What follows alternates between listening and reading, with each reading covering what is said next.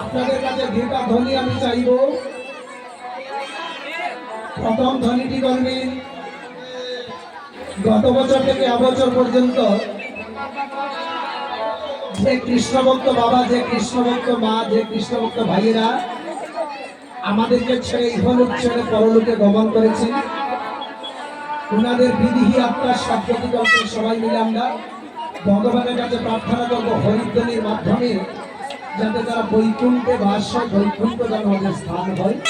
তাই সবাই মিলে একবার ওনাদের জন্য বাহু তুলবে আর একবার হরিধ্বনি একবার অনুধ্বনি একই সাথে দেবে। বলুন বাহুর বন্দিকে বলুন সবাই মিলে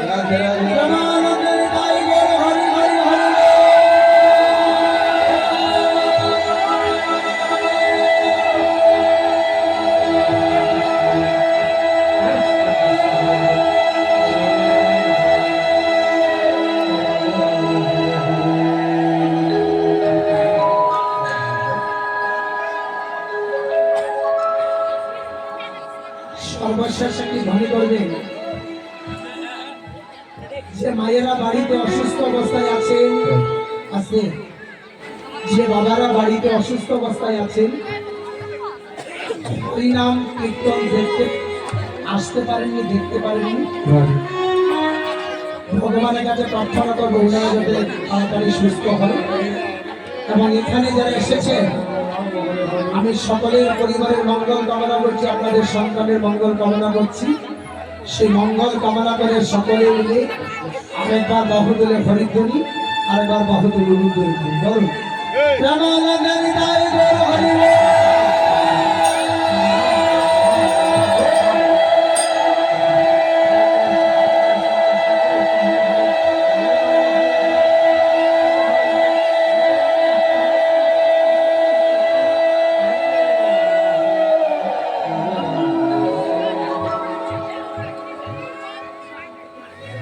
সুন্দর বরঙ্গ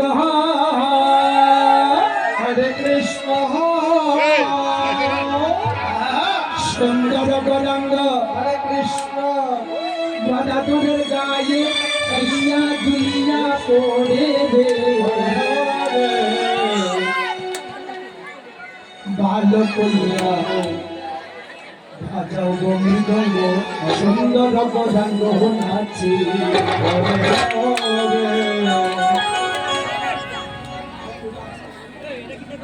সুন্দর গরঙ্গ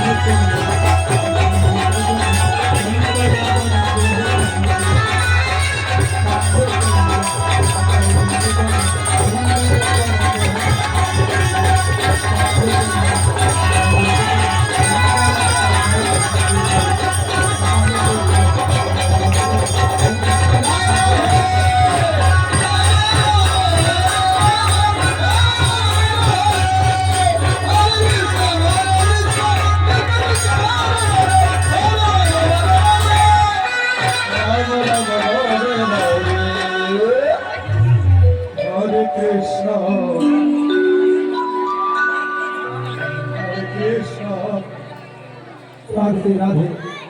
সময় শেষের পথে যাওয়ার আগে একটা কথা বলে যাই, সনাতন ধর্মের কথা আপনাদের চরণ ধরে দেখতে পাও। আজকে ভাইরা আজকে কতজন বাড়িতে সন্তানের জন্মদিন পালন করেন? হাত তুলেই তো দেখি। জন্মদিন তুমি পালন করো? ও হাত তুলে দিয়েছে। অনেকে পালন করেন, হাত তুলেন নাই। আমি কিছু বলবো না। আমি আপনাদেরকে একটা জিনিস জানিয়ে যাব, সন্তানের জন্মদিন আমরা পালন করি, কিন্তু একবার ভেবে দেখুন সনাতন ধর্ম কি চাইছে। আস্তে কি সুন্দর হাত তুলেছে, আমি পালন করি। সন্তানের জন্মদিন আমরা পালন করি কতজন? অনেকে পালন করি। আজকে একটা গুরুত্বপূর্ণ কথা বলে যাই, আমার ইউটিউব চ্যানেল দেখলে হয়তো অনেকে দেখতে পারেন। আমরা সন্তানের জন্মদিন পালন করি কিভাবে?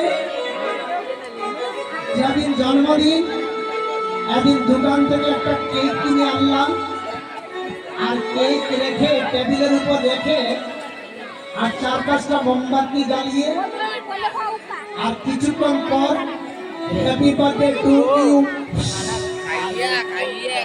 নিভিয়ে দিলাম, আর সন্তানের হাতে একটা চাকু ধরে দিলাম যে বাবা তুমি ছোটবেলা থেকে ডেগার মারা শিখো, একটা চাকু মারতে হয় বা শিখো, টানিয়ে দিলাম।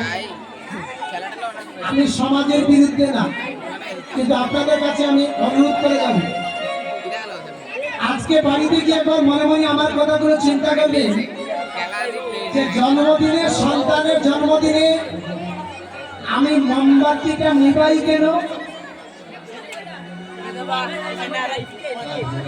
সন্তানের জন্মদিন পালন করছি, মোমবাতিটা কেন নিভাচ্ছি? কারণ অন্ধকার করে দিলাম, তার ভবিষ্যৎ অন্ধকার করে দিলাম। আমি আপনাদের চরণতলে রেখে যাব, আপনারা কেই কানেন, সেই কানতে আপত্তি করবে না। যে দোকানদার বিক্রি করছে আমার কথা শুনলে আমাকে খারাপ করবে, এইটা আপনারা আনুন, অসুবিধা নাই। কিন্তু যেদিন সন্তানের জন্মদিন আমি নিজে করি, তাই আপনাদেরকে শেয়ার করলাম। যেদিন সন্তানের জন্মদিন, সেই দিনটাতে ভগবানের মন্দিরে গুরুদেব